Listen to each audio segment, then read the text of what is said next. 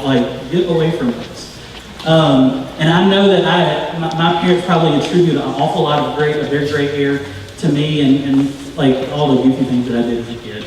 I probably embarrassed them so much, but I love this verse because it says, even to old age and gray hairs, God, don't forsake me because I want to pour into the next generation. And so that I want that to kind of be the theme of our church in a way, of this family ministry that we're creating, that we're laying the foundations for. My desire is that would be our foundation. That God, don't forsake me. God, don't give up on me. Continue to equip me and pour into me so that I can pour into the next generation. And so this morning, what I want us to do is I want us to look at a passage of Scripture that talks about passing the baton. Before we do that, I want to tell you a story. I tell you all the time that I like stories, and so I'm going to tell you a story. The scene is the summer of 2008, or actually it was really almost kind of like the fall of 2008 in Beijing. It's the 2008 Olympics. I was living in New Orleans at the time, and I didn't go out, leave the seminary campus. I stayed on campus in my apartment, and I watched TV. And so I watched a lot of the Olympics that year. And so I remember this happening. And track and field was never one of the things that I was ever interested in. I did, when I was a senior, I wanted to be in the running for Athlete of the Year. And at my school, you had to play all three sports, which did not include football, to be in the running for it. And so I told my coach, I said, Coach, I want to run track this year. And he was like, okay, well, we'll get you working on shot put and all that good stuff. And I was like, no, Coach, I don't want to do shot put. I was like, well, what do you want to do? And I said, well, Coach, I want to run the 100 meter and I want to do the high jump. It's okay to laugh. I was a lot slimmer then than I am now, but I was just as slow and couldn't jump.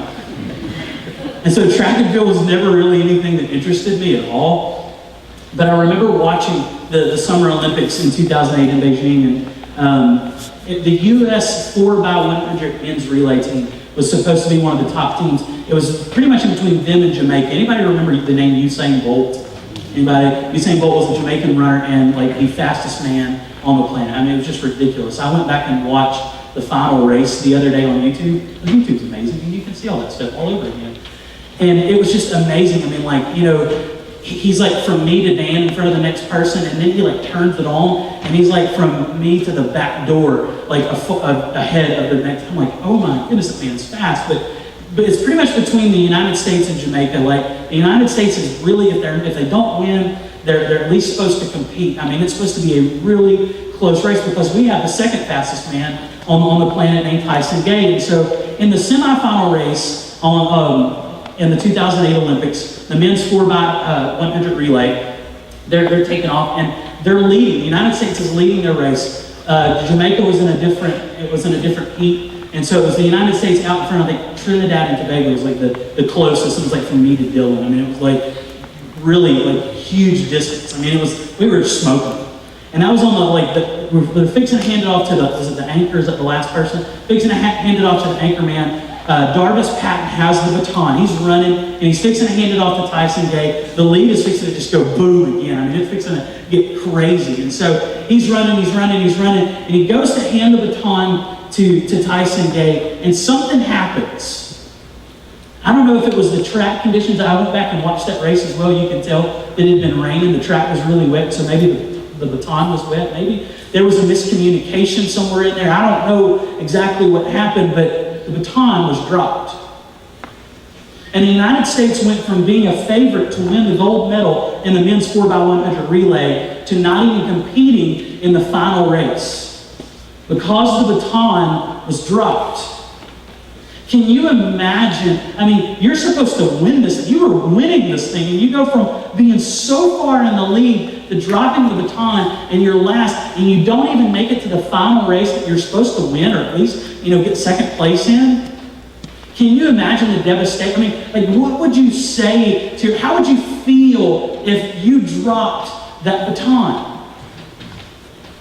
But what I want to submit to you is that at some point in our history, either we have or we will drop the baton, because here I believe that it is our responsibility as Christians, and especially as Christian adults, as senior adults, as parents, as aunts, uncles, grandparents, whatever. I believe it is our responsibility to pass the baton of the faith on to our children. If you were to look at Judges chapter 2, verse 10, you don't have to turn there. This is just kind of like, really it's kind of a shocking verse to me, but Judges 2:10 says this, "And all that generation also were gathered to their fathers. And there arose another generation after them who did not know the Lord or the work that he had done for Israel." The first time that I ever really read that verse, or heard that verse, and the reality of that sunk in a little bit, it just blew me away. I mean, this is not long after the Exodus. This is not long after the nation of Israel has wandered in the desert for 40 years. They've been in the desert. They've seen the hand of God. They've seen, or at least they've heard the stories maybe. But something happens, and somewhere along the line, the baton is dropped, and we see in this verse that an entire generation is risen up that did not know the Lord or the work that he had done for Israel. How in the world does that happen? How in the world does that happen? How do you miss an entire generation? I believe it's because the baton, so to speak, was dropped.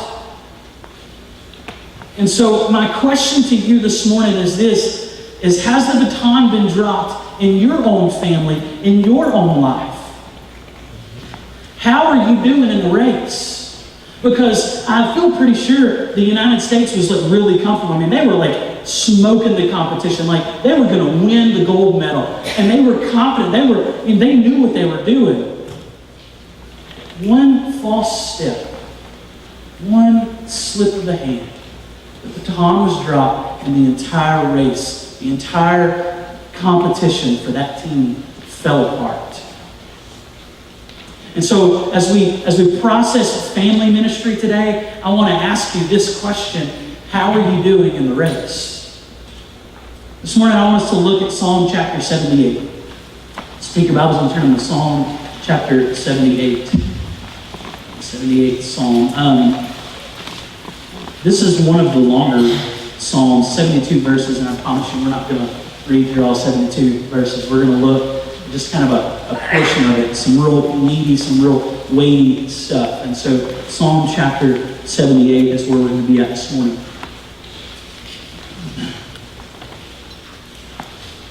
The entire theme of this message of today is this, that it is our responsibility, not just as parents, grandparents, aunts, or uncles, but as the church, as a church family, it is our responsibility to pass the baton well to the next generation. All right? So let's look and see what Asaph has to say in Psalm chapter 78, starting in verse 1. He says, "Give ear, O my people, to my teaching. Incline your ears to the words of my mouth. I will open my mouth in a parable. I will utter dark sayings from of old, things that we have heard and known that our fathers have told us." Verse 4, "We will not hide them from their children, but tell to the coming generation the glorious deeds of the Lord and his might, and the wonders that he has done.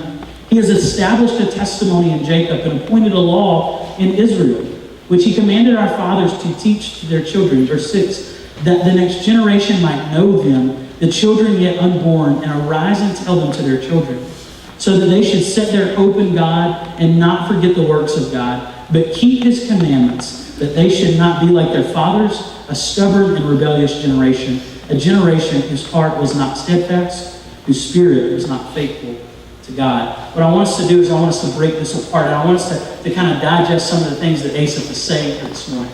And I believe that it challenges us as an entire church. So let's go back and let's look at verses 1 through 6 again. I've kind of broken it down into kind of two chunks. And so let's go 1 through 6 and let's look at that again. "Give ear, O my people, to my teaching. Incline your ears to the words of my mouth." I believe verse 1, simply what Asaph is trying to do is get their attention. Parents, have you tried to get your child's attention before grandparents? Have you tried, right? We know what that means. Usually that entails using the first and the middle name, or in some cases the entire name. We know what that means. We know what that looks like, right? We know, we've heard those voices through the clenched teeth, getting that attention. You've also been at church long enough. You've heard pastors try to do some little fun joke or something like that, or tell some story about the 2008 Olympics to kind of grab your attention a little bit. Well, Asaph was a little bit more blunt. He was like, "Hey, listen up. I mean, you're kind of daydreaming a little bit, focus here, because I've got something to say to you. And he goes on in verse 2, and he says, I'm going to open my mouth in a parable. I will utter dark sayings from of old, things that we have heard and known that our fathers have told us. He says, listen up. I've got something to say to you. I've got a lesson to teach you. I've got a parable to teach you. I've got something that you need to hear, something from of old. It sounds a little mysterious and like he's trying to, cloak something in shadows and fog. And basically what he ends up saying though, he's like, look, it's not rocket science, guys. It's something that you've heard, or at least something that you should have heard over and over and over. This shouldn't be new to you, is basically what Asaph is saying here. This shouldn't be new to you. And he goes on and he says this in verse 4, we will not hide them from their children, but tell to the coming generation the glorious deeds of the Lord in his might, and the wonders that he has done. Verse 5 and 6, he established a testimony in Jacob and appointed a law in Israel, which he commanded to our fathers to teach to their children, that the next generation might know them, the children yet unborn, and arise and tell them to their children.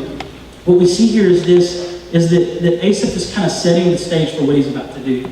If we were to really explore Psalm 78, what we would see is this. You would go from verse 9 all the way to the very end, to verse 72, and what you would see in the rest of that chapter is you would see how God has worked in and through the nation of Israel. Asaph kind of gives a testimony in a way, or retells the story, recounts, that's the word I'm looking for. He recounts what happens throughout the history of Israel. He talks about how Israel was redeemed, was rescued, was saved from the bondage and slavery that was in Egypt, and how God parted the Red Seas, and how he fed them with manna, and how he over and over and over and over, Asaph is like, hey guys, click in on this, focus in on this, remember what's happened, remember your past. And so he tells this story, kind of like this short history from the Exodus all the way to Asaph's present day and age, when David was the king. And that's what you would see at the very end of verse 72-ish, 71, 72, where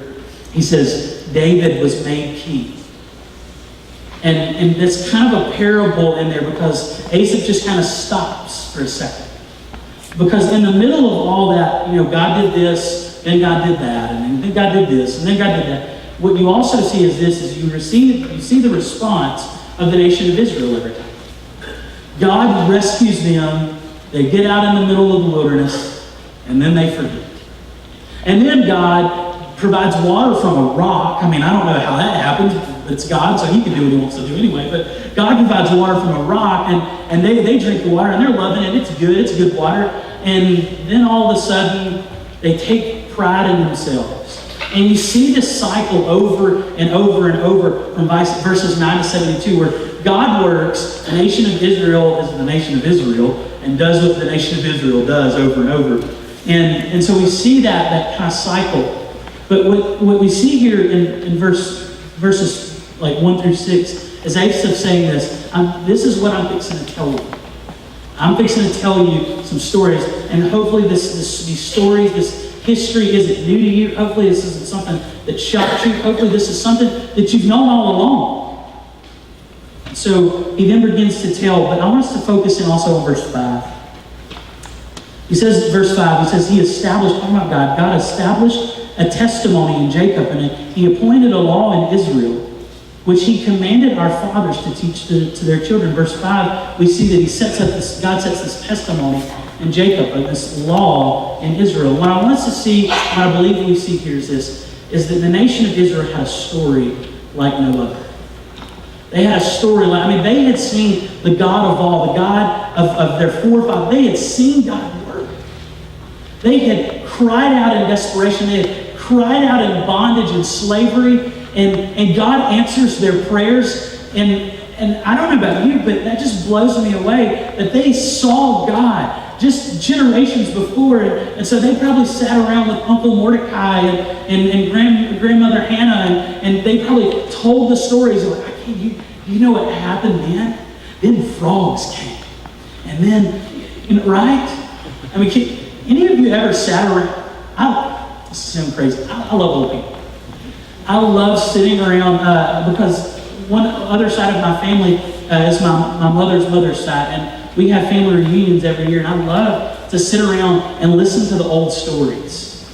how they grew up. They grew up in such hard times. I used to love to sit and talk with my great-grandmother who grew up during the Depression. And for her to tell her stories of how life was. And it's just so neat. I love those old stories. And so I can imagine these little, Israelite children sitting there just soaking up these stories. But again, somewhere along the line, someone dropped the baton and forgot to tell the stories. Somebody forgot to impress upon their children, to imprint on their children's heart the importance of the truth of God. They forgot to tell their children about the nature and the character of God. Somewhere along the line, someone, not just someone's dropped the baton.